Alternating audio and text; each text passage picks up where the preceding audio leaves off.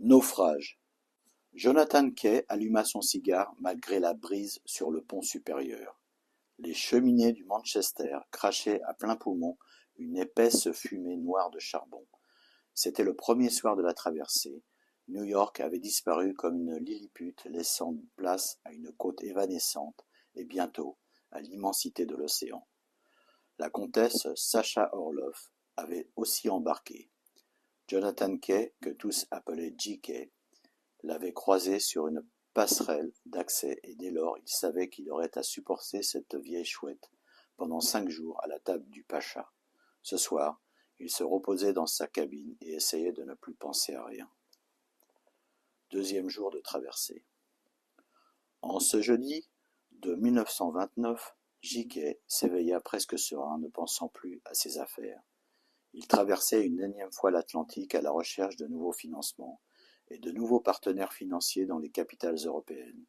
En Amérique, la situation économique était très bonne. L'industrie tournait à plein régime depuis la guerre. Pour le financier averti qu'était J.K., le problème se situait plutôt à la bourse. À cause de l'ouverture récente des achats de titres à crédit, la spéculation artificiellement gonflée allait à un train d'enfer. Et ce n'était pas une bonne nouvelle pour lui. Il ne savait pas dire précisément pourquoi. Il flottait un étrange sentiment dans l'air de Wall Street, tandis que les cotations s'affolaient à leur plus haut niveau historique. C'est pourquoi J.K. voguait vers le vieux continent. Il pensait y retrouver moins d'effervescence et plus de sérénité. Alors que la journée s'écoulait tranquillement, le paquebot commença de traverser quelques turbulences météorologiques. J.K. envoya plusieurs câbles afin de signaler son arrivée à ses amis et ses relations dans des grandes capitales de l'Europe de l'Ouest, Londres et Paris. Au dîner, il retrouva à la table du commandant Piselli la comtesse Sacha Orloff et James Roberts, un des magnats de la presse outre-Atlantique et l'énergique boss du Chicago Daily Mirror. « Alors, mon cher J.K., vous partez pour Londres ou pour Paris ?»« Les deux, ma chère. Cette bonne vieille Europe me manque. J'espère, mon cher, que vous viendrez me visiter à Hampstead. La dernière fois, vous m'avez habilement évité. » J.K. prit le temps de sa réponse. « Je ne vous oublie pas, ma chère comtesse. D'ailleurs, comment le pourrais-je? Mais le temps me manque. Oui, le temps, ma chère. Si vous avez tout le vôtre, mes affaires me prennent tout le mien. » La vieille bique s'était entichée de lui depuis qu'il avait cédé une malheureuse fois à ses avances en raison de son réseau idéal pour ses affaires. J.K. se sentant pris au piège, pressentant qu'elle lui demanderait un autre rendez-vous plus tard dans sa cabine, il apostropha J.M. Roberts, s'ennuyait en face de lui. « Du nouveau à Chicago, cher ami ? Du nouveau à Chicago, cher ami, vous qui êtes si bien informé. Plutôt des nouvelles inquiétantes, mais qui nous viennent de chez vous, à New York. Il régnerait un certain affolement au boursier, mon cher J.K. N'êtes-vous pas au courant ?» Roberts lissa sa moustache avec ses gros doigts.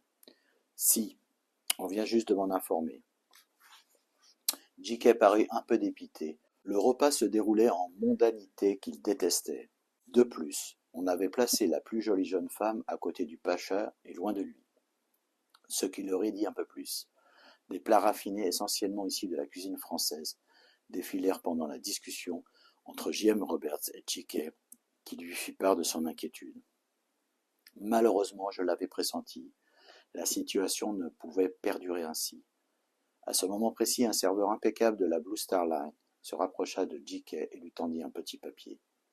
« Un radio pour vous, monsieur. » J.K. remercia l'homme et déroula le mot sous la table pendant que les convives orientaient leur discussion sur d'autres sujets. Il se leva soudainement et s'excusa de son départ auprès du commandant et de ses invités. Alors qu'il s'éloignait, la comtesse lui lança. « À plus tard, j'espère, mon cher. » Il rejoignit sa cabine et s'affala sur le grand lit. Il tenait en main un message émanant de son fondé de pouvoir. Panique à Wall Street. 90% actifs perdus. Banque intervenue tard. Difficile prochain jour. Signé B. Marx. Alors qu'il commençait de sombrer dans l'abattement, une violente secousse suivie d'un fracas énorme le fit sursauter.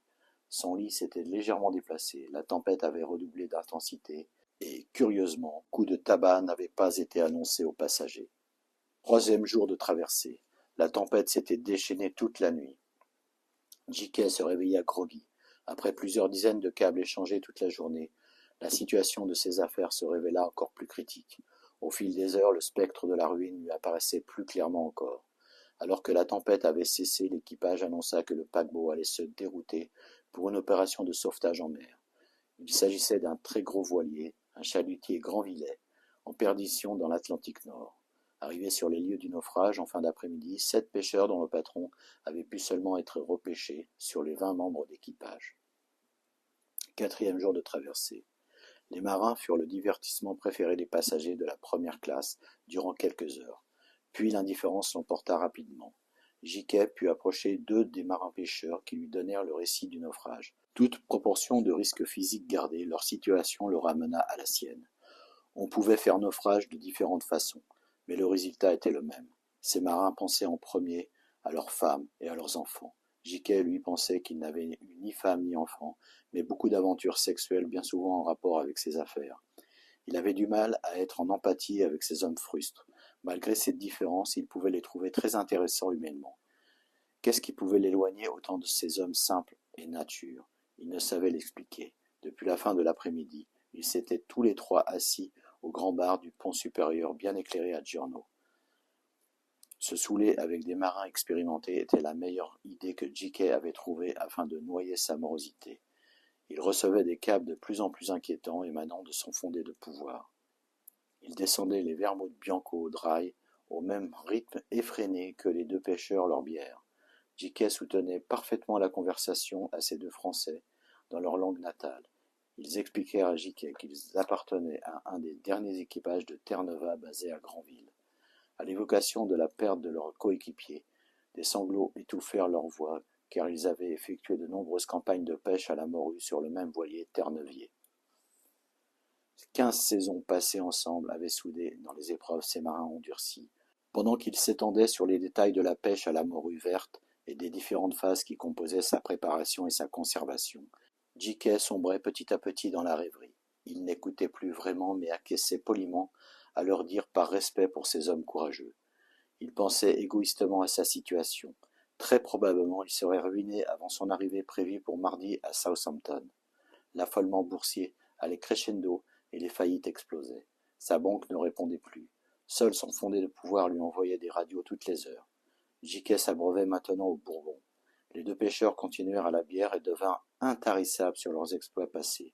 Le bar se remplissait, et les tenues de soirée défilaient sous le regard médusé des 2 hommes qui continuaient à deviser en se contestant mutuellement l'exactitude de certains épisodes survenus plusieurs années auparavant. Jiquet s'éloignait de plus en plus de leur univers. Il buvait afin d'oublier son naufrage verre après verre. Il avait plus de clairvoyance et plus d'optimisme. Son breuvage agissait maintenant comme un psychotrope efficace. Il le transcendait, et il pouvait enfin se sentir en communion avec tous les acteurs de son théâtre existentiel. Un bruit le sortit légèrement de son état second. On annonçait le retour d'une mer calme jusqu'à la fin de la traversée. Jiquet avait pris de mauvaises habitudes. Des repas d'affaires bien arrosés et des soirées accoudées au bar avec ses relations. La pression était constante et souvent insupportable. Les meilleures affaires se démêlaient souvent au bout de la nuit. Après tant d'années, dans les speakeasy, au temps de l'alcool prohibé, il était devenu un alcoolique mondain. Aussi, il pouvait boire seul aussi souvent que possible. Maintenant, les 2 pêcheurs parlaient entre eux. Il était évident que Jiquet semblait de plus en plus absent et absorbé. Prit congé des pêcheurs et paya toutes les consommations. Le pacha l'avait invité pour le dîner, ainsi que les rescapés. Il se dirigea tant bien que mal vers le pont avant, s'accouda au bastingage et prit le vent du large à grandes bouffées. Seul cet horizon d'eau et de sel miroitant à l'infini au soleil couchant le rassurait. Enfin, il ne pensait plus à rien. Il humait un bonheur rare et précieux. 5e jour de traversée. Dès la fin de la matinée et après un réveil pénible, Jiquet avait pris ses quartiers dans le café Véranda à l'arrière du bateau. Il y enchaînait nonchalamment les martinis extra dry. Il faisait grand soleil dehors. Il avait appris sa ruine totale le matin même, sans plus de contrariété. « Mon cher, on ne vous voit plus. Franchement, vous m'évitez. Désormais, c'est assez net. » Il releva la tête aussi lentement qu'il n'était pas pressé d'affronter le faciès de la comtesse. Il marmonna avec agacement. « Je vis mon naufrage personnel, ma chère, comme ces marins, et j'espère avec autant de courage. Je me sens pareil au commandant d'un navire qui se prépare à l'évacuation des passagers et du personnel d'équipage dans le meilleur délai possible. » Visiblement l'apéritif avait déjà fait son effet sur lui. La comtesse joua de l'empathie et s'assit face à lui pour le rasséréner. Allons, allons, que vous arrive-t-il? Il lui claqua cette phrase comme on sonne le glas. Je suis ruiné, madame la comtesse. Je suis à sec, comme ce verre. Je suis fini. La comtesse bredouilla quelques mots d'étonnement, confus, avant d'expliquer. J'ai appris la panique à Wall Street, mais enfin, tout ceci est bien irrationnel. Comment est-ce possible? Notre monde est-il en train de s'écrouler? Heureusement, notre vieille et bonne famille s'est toujours méfiée de cette activité boursière et de ses intrigues. Il y a dans ces lieux des personnages peu fréquentables et tellement éloignés de nos valeurs. Je me suis toujours étonné que vous fricotiez avec eux. Vous valez mieux que ces valets de la finance, mon cher Kay. L'air fatigué de J.K. héla le serveur et il commanda un double whisky avec de l'eau de Cels et un cocktail pour la comtesse. Non, détrompez-vous, ma chère, car je ne vaux plus rien désormais. Même pas un zloty de notre chère et lointaine commune patrie d'origine, la Pologne. Cause ne peut être uniquement la loi de notre marché, car dans un autre système économique nous en serions au même point dans la finalité des événements. Il s'interrompit afin de vider d'un trait la moitié de son verre. Vous êtes si abscon, mon cher. Il reprit avec un voile dans le regard. La cupidité, l'avidité de l'homme. Voilà ce qui perd chaque civilisation à plus ou moins long terme. Il n'y a aucune autre raison à l'effondrement financier, si ce n'est la bêtise et la propension à créer son propre malheur. C'est consternant.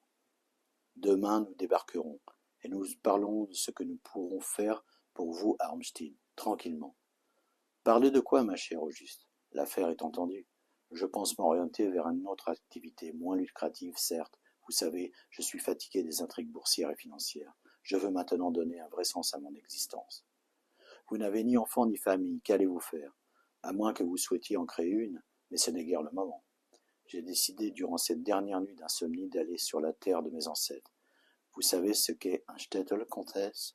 Non. Je suis israélite, ma chère. Vous m'étonnerez toujours, mon cher J.K. Êtes-vous franc-maçon aussi? Pourquoi cette question? Cela vous paraît-il si évident? A-t-on besoin d'être rosicrucien ou illuminati, ou encore membre de je ne sais quelle société secrète universitaire pour s'imposer en terre américaine protestante? Oui, ça aide beaucoup, et nombre de mes amis en sont. Je n'ai pas réussi grâce à cela. Mon opiniâtreté et mon talent seuls suffisent à expliquer mon ascension. Alors un membre du peuple élu peut-il échouer sur la terre américaine, terre d'accueil et de prospérité? Sans nul doute, je vais enfoncer les portes ouvertes en arguant que l'on grandit de ces échecs. Je vous trouve soudainement plus philosophe dans la ruine, et nos conversations en prennent un tour plus intéressant. Car la finance et l'économie, quelle barbe! Dites-moi, j'ai bien entendu parler de ces shtetl. C'est du yiddish, n'est-ce pas, mon ami? Il en existe un certain nombre en Pologne. Tout à fait exact. C'est selon des petites villes ou des grands villages organisés en une structure autarcique et communautaire. Mes parents y vivaient avec leurs parents et grands-parents avant de débarquer en Amérique. J'ai a priori encore des oncles, des tantes et des cousins là-bas. Et pourquoi ont-ils émigré? Ils n'étaient jamais tranquilles. Les Juifs ne le sont jamais. Vous avez entendu parler des pogroms, je pense. C'était la grande misère aussi. Et puis mon père et mon oncle rêvaient de l'Amérique. Ils ont économisé ce qu'ils pouvaient et ils sont partis une main devant, une main derrière. Au départ, mon père et mon oncle Mardoché ont trouvé un travail dans un abattoir rituel.